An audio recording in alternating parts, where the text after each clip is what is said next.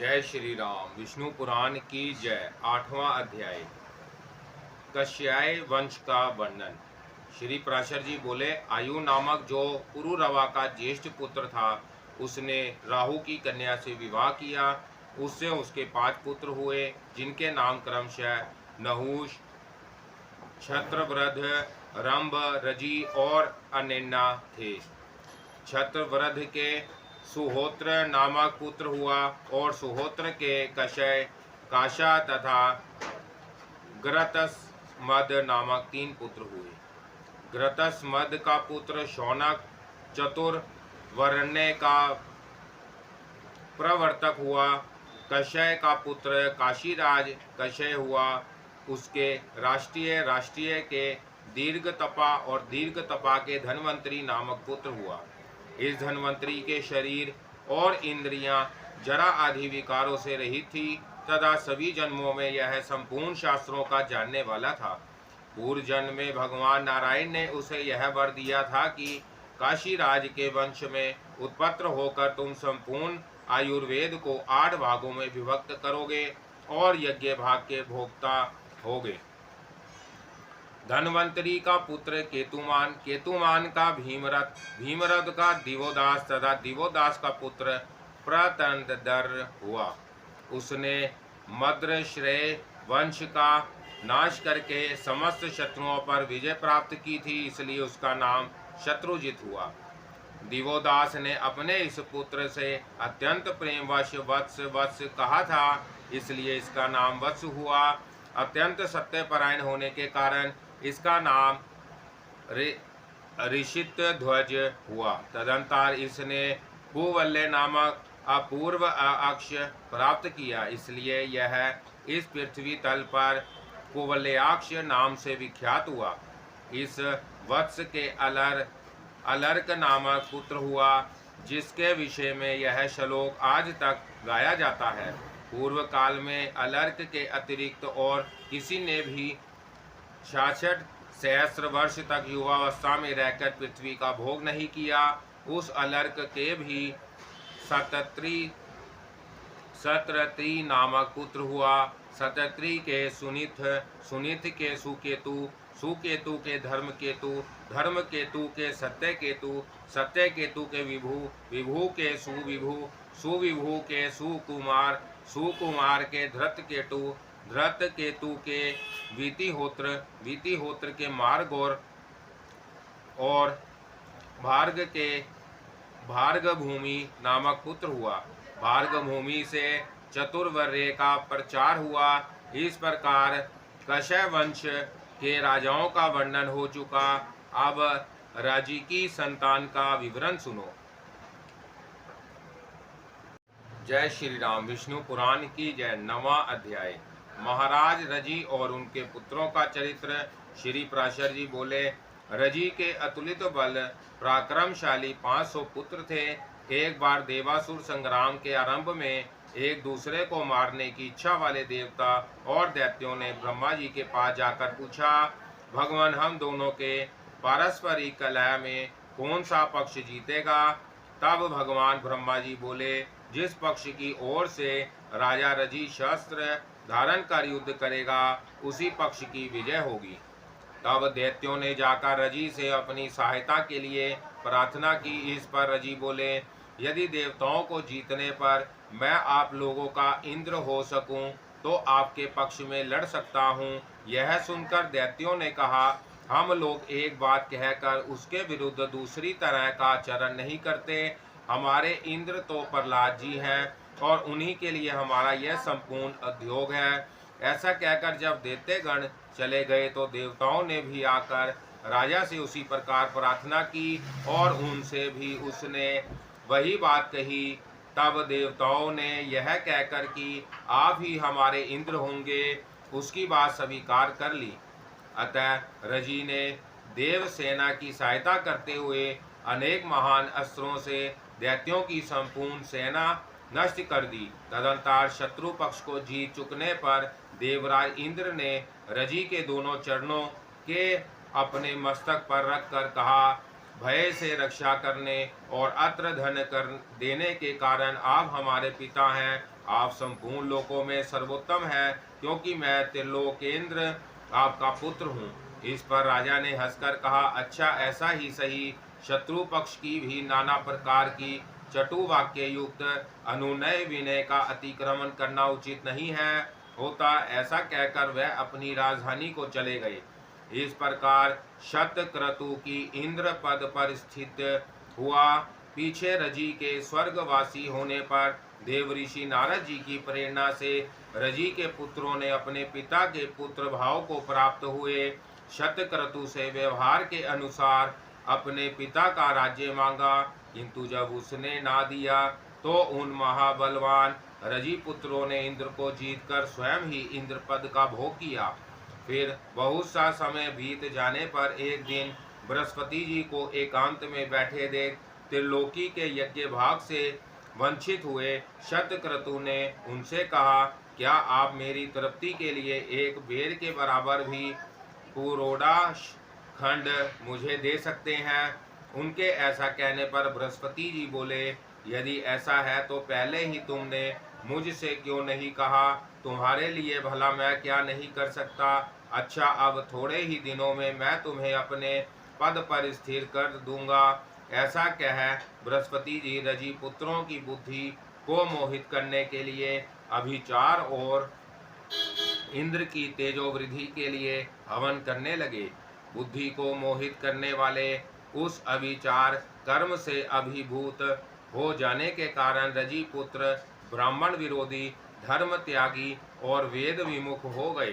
तब धर्माचारहीन हो जाने से इंद्र ने उन्हें मार डाला और पुरोहित जी के द्वारा तेजोवृद्ध होकर स्वर्ग पर अपना अधिकार जमा लिया।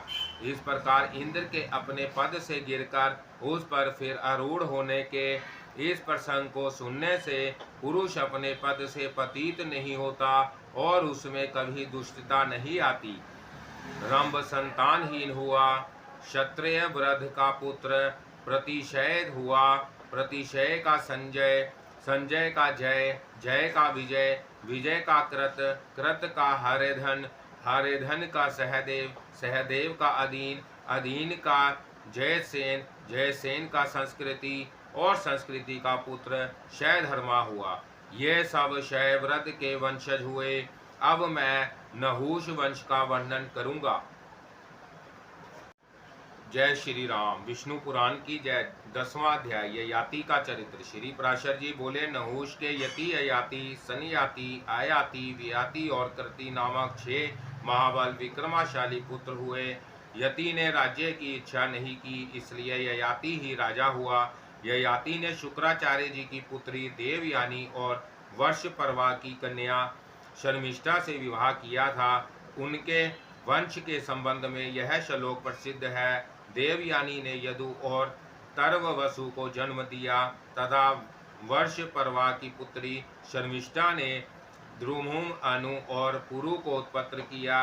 ययाति को शुक्राचार्य जी के शाप से वृद्धावस्था ने असमय ही घेर लिया था।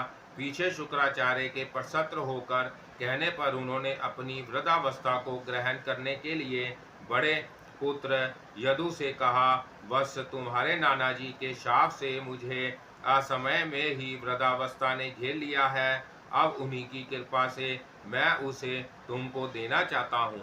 मैं अभी विषय भोगों से तृप्त नहीं हुआ हूँ, इसलिए 1 सहस्र वर्ष तक मैं तुम्हारी युवावस्था से उन्हें भोगना चाहता हूँ। इस विषय में तुम्हें किसी प्रकार की आनाकानी नहीं करनी चाहिए। किंतु पिता के ऐसा कहने पर भी यदु ने वृद्धावस्था को ग्रहण करना न चाहा। तब पिता ने उसे शाप दिया कि तेरी संतान राज्य पद के योग्य ना होगी। फिर राजा ययाति ने तुर्वसु, द्रुहु और अनु से भी अपना यौवन देकर वृद्धावस्था ग्रहण करने के लिए कहा तथा उनमें से प्रत्येक के अस्वीकार करने पर उन्होंने उन सभी को शाप दे दिया। अंत में सबसे छोटे शर्मिष्ठ के पुत्र पुरु से भी वही बात कही तो उसने अति नम्रता और आदर के साथ पिता को प्रणाम करके उदारता पूर्वक कहा, यह तो हमारे ऊपर आपका महान अनुग्रह है। ऐसा कहकर पुरु ने अपने पिता की वृद्धावस्था ग्रहण कर उन्हें अपना यौवन दे दिया। राजा ययाति ने पुरु का यौवन लेकर समय अनुसार प्राप्त हुए यह शेष विषयों को अपने उत्साह के अनुसार धन पूर्वक भोगा और अपनी प्रजा का भली प्रकार पालन किया।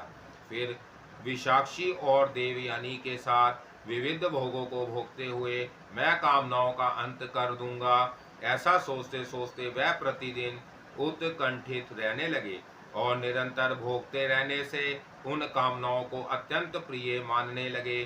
तदुपरांत उन्होंने इस प्रकार अपना उदार प्रकट किया, भोगों की तृष्णा उनके भोगने से कभी शांति नहीं होती, बल्कि धृताहुति से अग्नि के समान वह बढ़ती ही जाती है। संपूर्ण पृथ्वी में जितने भी धान्य यव सुवर्ण पशु और स्त्रियां हैं, वह सब एक मनुष्यों के लिए भी संतोषजनक नहीं है। इसलिए तृष्णा को सर्वथा त्याग देना चाहिए। जिस समय कोई पुरुष किसी भी प्राणी के लिए पापमयी भावना नहीं करता, उस समय उस समदर्शी के लिए सभी दिशाएं सुखमय हो जाती हैं। दुर्मतियों के लिए जो अत्यंत दुस्सह्य है तथा वृद्धावस्था में भी जो स्थिर नहीं होती, बुद्धिमान पुरुष उस तृष्णा को त्याग कर सुख से परिपूर्ण हो जाता है। अवस्था के जीर्ण होने पर केश और दांत तो जीर्ण हो जाते हैं, किंतु जीवन और धन की आशाएं उसके जीर्ण होने पर भी नहीं जीर्ण होती। विषयों में आसक्त रहते हुए मुझे 1 सहस्र वर्ष बीत गए, फिर भी नित्य ही उनमें मेरी कामना होती है। अतः अब मैं इसे छोड़कर और अपने चित्त को भगवान में ही स्थिर कर निर्द्वंद और निर्मम होकर मृगों के साथ विचरूंगा। श्री पराशर जी बोले, तदंतर राजा ययाति ने पुरु से अपनी वृद्धावस्था लेकर उसका यौवन दे दिया और उसे राज्य पद पर अभिषिक्त कर वन को चले गए। उन्होंने दक्षिण पूर्व दिशा में तुर्वासु को, पश्चिम में ध्रुहु को, दक्षिण में यदु को और उत्तर में अनु को मांडलिक पद पर नियुक्त किया तथा पुरु को संपूर्ण भूमंडल के राज्य पर अभिषिक्त कर स्वयं वन को चले गए। 11वां अध्याय यदु वंश का वर्णन और सहस्त्र अर्जुन का चरित्र। श्री पराशर जी बोले, अब मैं ययाति के प्रथम पुत्र यदु के वंश का वर्णन करता हूँ, जिसमें कि मनुष्य, सिद्ध, गंधर्व, यक्ष, राक्षस, गुहा, किन पुरुष, अप्सरा, सर्प, पक्षी, दैत्य, दानव, आदित्य, रुद्र, वसु, अश्विनी कुमार, मरुदगण, देव, ऋषि, मुमुक्षु तथा धर्म, अर्थ, काम और मोक्ष के अभिलाषी पुरुषों द्वारा सर्वथा स्तुति किए जाने वाले अखिल लोक विश्राम आधंतहीन भगवान विष्णु ने अपने अपरिमित महत्वशाली अंश से अवतार लिया था। इस विषय में यह श्लोक प्रसिद्ध है, जिसमें श्री कृष्ण नामक निराकार पर ब्रह्मा ने अवतार लिया था। उस यदुवंश का वर्णन श्रवण करने से मनुष्य संपूर्ण पापों से मुक्त हो जाता है। यदु के सहस्रजित, क्रोष्टु, नल और नहुष नामक 4 पुत्र हुए। सहस्रजित के शतजित और शतजित के हे तथा वेणु है नामक 3 पुत्र हुए। हे का पुत्र धर्म, धर्म का धर्मनेत्र, धर्मनेत्र का कुंती, कुंती का सहजित तथा सहजित का पुत्र महिषमान हुआ, जिसने महिषमतीपुरी को बसाया। महिषमान के भद्रश्रेय, भद्रश्रेय के दुर्दुम, दुर्दुम के धनक तथा धनक के कृतवीरे, कृतग्री, कृतधर्म और क्रतोजा नामक 4 पुत्र हुए। कृतवीरे के सहस्त्र भुजा वाले सप्तद्वीपधिपति अर्जुन का जन्म हुआ। सहस्त्र अर्जुन ने अत्रि कुल में उत्पन्न भगवंश रूप श्री दत्तात्रेय जी की उपासना कर सहस्त्र भुजाएं, धर्माचरण का निवारण, सब धर्म का सेवन, युद्ध के द्वारा संपूर्ण पृथ्वी मंडल का विजय, धर्मानुसार प्रजा पालन, शत्रुओं से अपराजय तथा त्रिलोक प्रसिद्ध पुरुष से मृत्यु, ऐसे कई वर मांगे और प्राप्त किए थे। अर्जुन ने संपूर्ण सप्तद्वीपवती पृथ्वी का पालन तथा 10,000 यज्ञों का अनुष्ठान किया था। उसके विषय में यह श्लोक आज तक कहा जाता है। यज्ञ, दान, तप, विनय और विधा में कर्तवीर्य सहस्त्र अर्जुन की समता कोई भी राजा नहीं कर सकता। उसके राज्य में कोई भी पदार्थ नष्ट नहीं होता था। इस प्रकार उसने बल, पराक्रम, आरोग्य और संपत्ति को सर्वथा सुरक्षित रखते हुए 5,000 वर्ष राज्य किया। एक दिन जब वह अतिशय माघ पान से व्याकुल हुआ नर्मदा नदी में जल क्रीड़ा कर रहा था, उसकी राजधानी महिष्मतीपुरी पर दिग्विजय के लिए आए हुए संपूर्ण देव, दानव, गंधर्व और राजाओं के विजय मद से उन्मत्त रावण ने आक्रमण किया। उस समय उसने अनायास ही रावण को पशु के समान बांधकर अपने नगर के एक निर्जन स्थान में रख दिया। इस सहस्त्र अर्जुन का 25,000 वर्ष व्यतीत होने पर भगवान नारायण के अंशावतार परशुराम जी ने वध किया था। इसके 100 पुत्रों में से शूर, शूरसेन, व्रतसेन, मधु और जयध्वज ये 5 प्रधान थे। जयध्वज का पुत्र तालजंग हुआ और तालजंग के तालजंग नामक 100 पुत्र हुए। इनमें सबसे बड़ा वितिहोत्र तथा दूसरा भरत था। भरत के वर्ष के मधु और मधु के वृष्णि आदि 100 पुत्र हुए। वृष्टि के कारण यह वंश वृष्टि कहलाया। मधु के कारण इसकी मधु संज्ञा हुई और युद्ध के नामानुसार इस वंश के लोग यादव कहलाए।